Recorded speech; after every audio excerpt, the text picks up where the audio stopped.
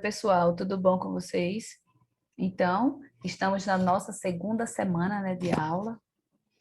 Para você que ficou em casa, né, que está fazendo só o estudo remoto, mas está acompanhando a nossa aula, né, não tem muita diferença, né, da semana passada para cá. Já você que foi para a escola, frequentou uma semana de aula, com todos aqueles cuidados, né, com muita diferença do antes, não é? Do ano passado, de quando começamos o ano passado. Deu tudo certo com vocês? Vocês gostaram? Vocês viram que nós precisamos mudar os nossos hábitos, né? Agora é tudo muito mais cauteloso. E essas ideias, assim, precisam ser internalizadas em nós, porque nós não podemos ficar de fora, né? Não podemos deixar de fazer essas atitudes, né? Higienização das mãos, higienização do ambiente, evitar aglomeração, o uso da máscara, vai ter que estar presente, né, na nossa vida. E não é só na escola, né, gente? Em todos os lugares a gente tem que ter esses cuidados. Mas, assim, é o que nós temos para agora, né? Então a gente vai seguir em frente, que nós vamos vencer, né? Em nome de Jesus, isso tudo vai passar e nós venceremos todas essas dificuldades. Não é isso? Então, vamos continuar a nossa vida, né? Se no momento é assim que tem que ser, é assim que pode ser, então é assim que nós vamos fazer. E nós vamos dar o nosso melhor para que a gente consiga, né, atingir os melhores resultados possíveis, tá certo? Então, vamos lá, vamos seguir. Essa semana nós teremos revisão das aulas da semana anterior. Quem está lembrado o que foi que nós falamos na aula passada, né? Da semana passada? Nós falamos sobre as placas tectônicas, não foi isso? A deriva continental. Também falamos dos fenômenos naturais, né, causados pelos movimentos das placas, né? Falamos de terremotos, de tsunamis, certo? Então, nós vamos fazer um apanhado geral do que nós vimos na semana passada, tá bom? Então, vamos abrir o nosso livro e vamos seguir, tá certo? Então, né, nós vamos falar sobre as placas tectônicas e a deriva continental, e vocês vão abrir no livro, na página 13, à página 17. Estamos juntos? Esse não foi, no entanto, o primeiro nem o mais forte terremoto já ocorrido no país. Embora não tenha sido registrado por um sismógrafo, mas apenas por evidências e relatos históricos, esse posto cabe a um tremor que teria ocorrido em 1690 na Amazônia. Olha aí, conhecendo, né, mais o nosso Brasil, tem terremoto, não tem? Continuando, gente. Estudos de terremotos. Dando leves pancadas em um móvel de madeira, ouvimos sons diferentes, dependendo de sua estrutura interna, isto é, de ele ser oco ou maciço. De modo semelhante, os cientistas estudam os terremotos. Existe um aparelho, né, que recebe o nome de sismógrafo. Ele é que faz o estudo do terremoto, né, faz a medição do tremor, para dizer a intensidade, né, se foi forte, se foi fraco. A partir de 1900, surgiram as principais escalas de medição de intensidade de terremotos que conhecemos, e a mais conhecida é a escala Richter, desenvolvida pelo físico, né, estadunidense Charles Francis Richter. Quanto maior a intensidade ou magnitude de um terremoto, maior será seu potencial de destruição. A escala, né, varia de 0 a 9,5 pontos, de 0 a 9,5 pontos. O nível máximo da escala pode aumentar. Por quê? Pode aumentar. Porque pode surgir um tremor, né, um terremoto mais intenso do que 9,5, né? Que atinge a mais do que 9,5 pontos. Então, esse número da escala pode aumentar. Aqui, observe aí a imagem, né, a coleta de dados de registrador do sismógrafo por meio de uso de um computador. É um exemplo, né? Vamos lá agora falar sobre os vulcões. Olha aqui a imagem, gente. Isso aí é nuvem de fumaça formada na erupção do vulcão Huilhe, no Chile, em 2011. Olha aí, toneladas de rochas derretidas com temperaturas superiores a 1000 graus e nuvens de poeira e cinza que se espalham pela atmosfera. Então, para você entender o que acontece no vulcão, pense na situação, né? Uma pessoa sacode uma garrafa de refrigerante fechada, em seguida ela abre essa garrafa repentinamente. Então, o que é que acontece, né? Essa espuma, né? A pressão do gás fará o líquido espirrar através da abertura da garrafa. Quanto maior for a pressão dentro da garrafa, maior será a força com que o líquido transbordará. Então, vamos lá. Os vulcões podem se originar de várias formas, né? Muitos surgem nas bordas das placas tectônicas. Por exemplo, um choque, né, entre as duas placas pode provocar o derretimento de uma parte delas. Olha aí, esse vulcão está aí próximo, né, ao encontro dessas placas.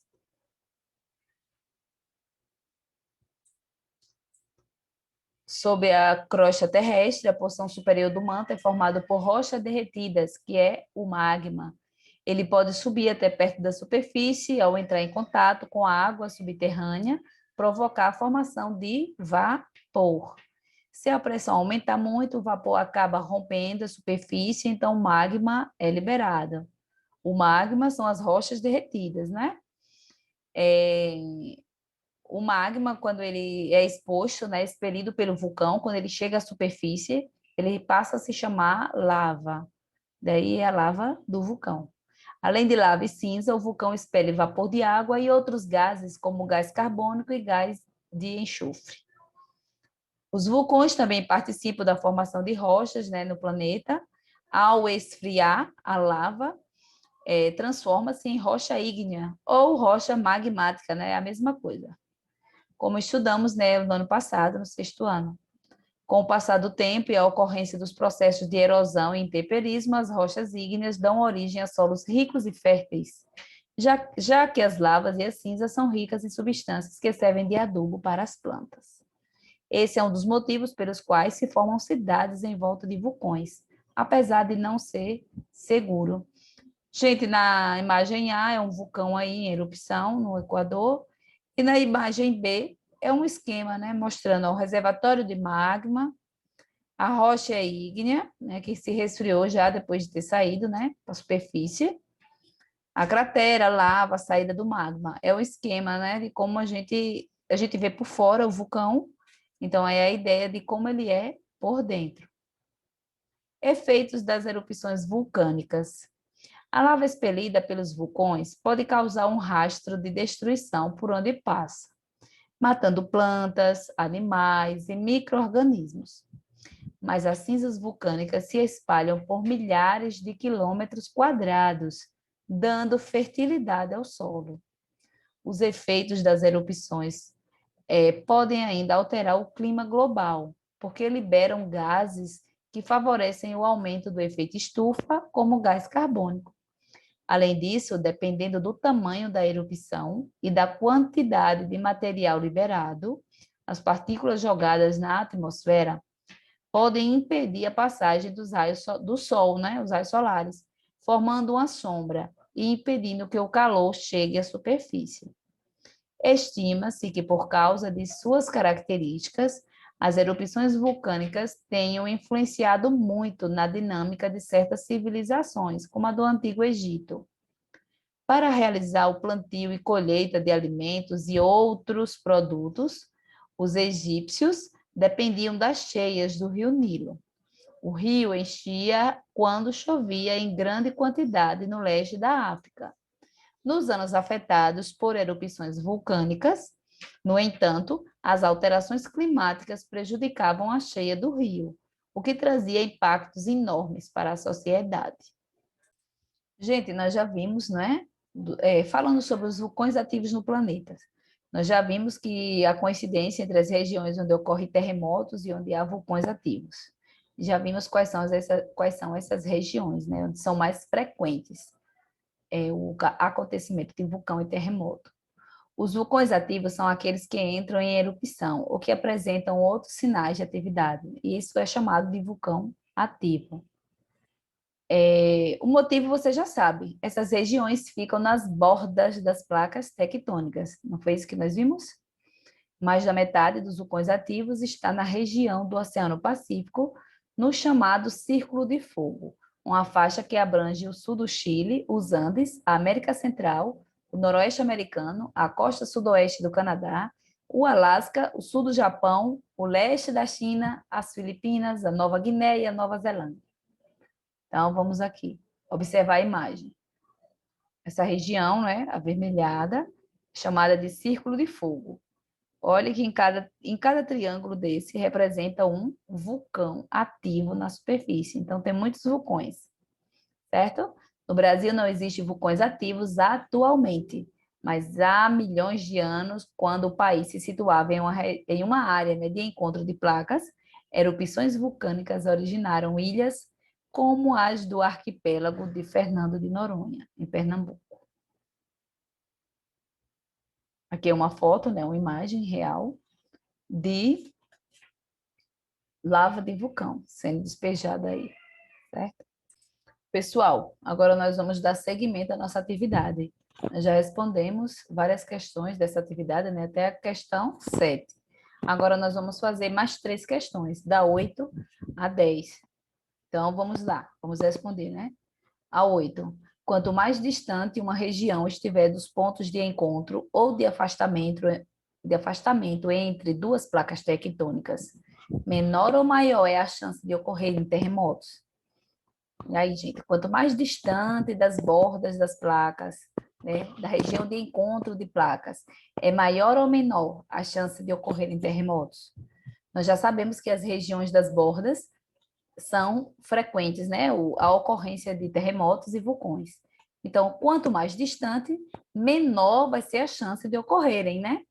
Então, a resposta da questão 8, menor é a chance de ocorrerem terremotos. A questão 9. O trabalho em minas profundas é difícil. Veja aí nessa figura, né, o trabalhador verificando o sistema de ventilação em mina em ametista. Observe, gente, que precisa ventilar, certo? Lá numa mina não tem como a pessoa ficar respirando normalmente. As condições de lá são diferentes, né, da fora. Uma das condições para a realização desse trabalho é manter o ambiente refrigerado. Explique por que essa refrigeração é necessária. E aí, por que vocês acham? Será que a quantidade de ar né, que existe numa mina profunda, vai ser igual aqui fora, na superfície da Terra? Né, onde a gente vive, vai ser igual? Será que a quantidade de ar vai ser igual, gente? Será que ela permanece assim na mesma temperatura, né? Será que vai ser quente lá embaixo? Vamos pensar aí, vocês que têm experiência, que conhecem alguém que cava. Vamos pensar num exemplo bem simples: cisterna. Alguém que cava cisterna. Já tiveram essa experiência? Já, o pai de vocês tem um pai, um tio, alguém que faça esse trabalho? O que é que acontece quando eles começam a cavar? Lá vai, quanto mais cava, mais fica quente ou fica frio ou fica a mesma temperatura, não há diferença. Por que que é importante refrigerar esse ambiente? Aí a resposta, não é? Por que essa refrigeração é necessária? Porque quanto mais profundo é, né, o ambiente, mais vai ter, o calor vai aumentar, né? Quanto mais fundo, mais aumenta o calor, a temperatura vai aumentando. A gente já sabe que no interior da Terra é quente e não é pouca quentura, não é? Observe que as rochas são até derretidas, de tão quente que é.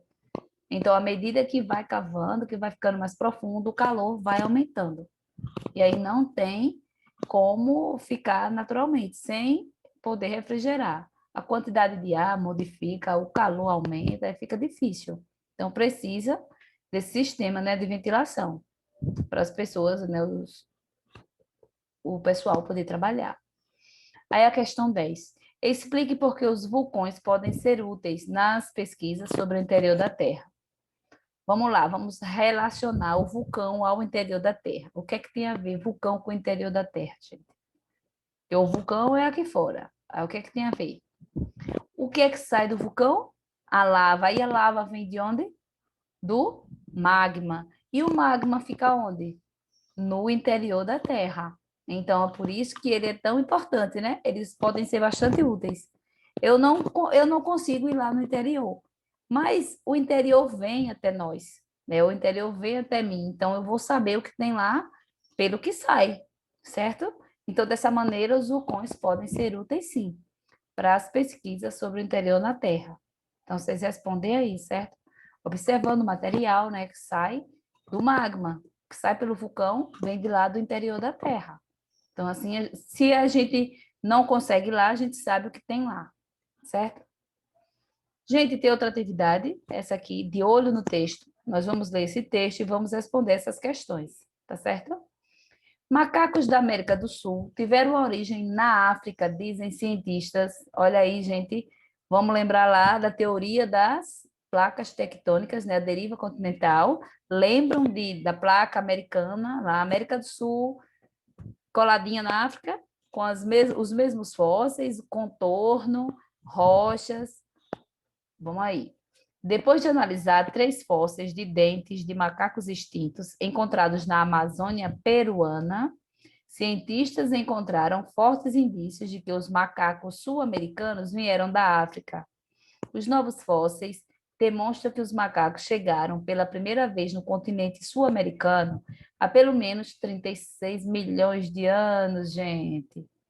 De acordo com os autores, as características dos dentes fósseis mostram que o macaco, batizado pelos pesquisadores de Perupithecus, e outro nome aí, gente, tinha muito pouca semelhança com qualquer primata extinto ou vivo na América do Sul. Olha aí, muito pouca semelhança. Mas era surpreendentemente parecido com macacos africanos que viveram na África. A história evolutiva dos macacos no continente é considerada um mistério para a ciência. Como resultado dos movimentos de placas tectônicas, a América do Sul ficou isolada da África há cerca de 65 milhões de anos. Ainda assim, muitos cientistas suspeitavam que os macacos da América do Sul tinham vindo da África, depois de uma longa jornada pelo Oceano Atlântico. Aí vem a pergunta da letra A. Consulte em dicionários o significado das palavras que você não conhece e redige uma definição para essas palavras. Essa resposta aí é pessoal, né? Vocês vão procurar aí palavras que vocês desconhecem, né? Que vocês não entendem o significado. Olham no dicionário, né? E respondem no caderno, certo? Então, essa atividade aí, essa questão da letra A é pessoal. Aí vem a letra B.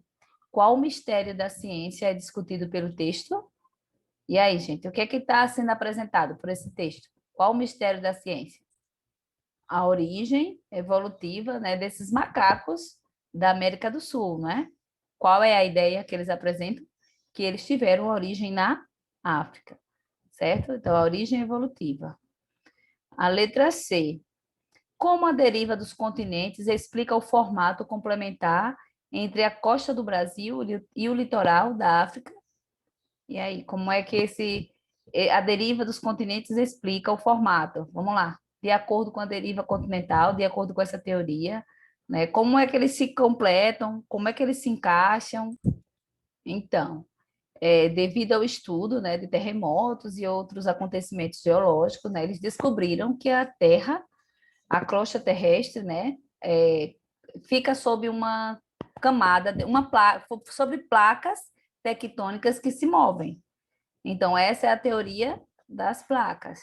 Essas placas se movem. Segundo também as evidências, antigamente, né, há milhões e milhões de anos, existia um único continente, né, um único grande continente chamado Pangeia, que com o movimento das placas, né, a partir do movimento das placas, esse continente foi quebrado, né, foi dividido em pedaços menores e acabou se espalhando pelo globo terrestre, né, formando o que nós temos hoje, né, a divisão a posição, né, dos continentes atuais. A pergunta da letra D, por que essa deriva continental não explica a origem dos macacos da América do Sul? Vamos pensar direitinho aí, gente. Olha, os novos fósseis demonstram que os macacos chegaram pela primeira vez no continente sul-americano há pelo menos 36 milhões de anos. 36 milhões de anos, ó, é a data dos fósseis, né, da chegada desse macaco até aqui. Mas, se a gente for pensar na deriva continental, observe aqui abaixo, no último parágrafo do texto, ele diz assim: a história evolutiva dos macacos do continente é considerada um mistério para a ciência. Como resultado dos movimentos de placas tectônicas, a América do Sul ficou isolada da África há cerca de 65 milhões de anos. Gente, se se separou da África, né? A América do Sul, melhor dizendo, o Brasil não. A América do Sul se separou da África há 65 milhões de anos. Como é que esse macaco chegou aqui há 36 milhões de anos? Olha, é quase a metade do tempo, né? Ainda assim, muitos cientistas suspeitavam que os macacos da América do Sul teriam vindo da África, depois de uma longa jornada pelo Oceano Atlântico. Como foi que esse macaco veio para cá, gente? Através do oceano, como foi que ele veio? Se já existia, né? Olha, observe, eu não sei se vocês entenderam. Há 65 milhões de anos, a América do Sul se separou da África, mas os macacos chegaram aqui há 36 milhões de anos. Então, tem bem menos tempo. Então, como foi que esse macaco chegou até aqui?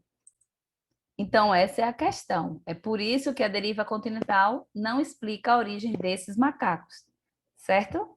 Então, vocês entenderam mais ou menos? Nossa aula está se encerrando por aqui.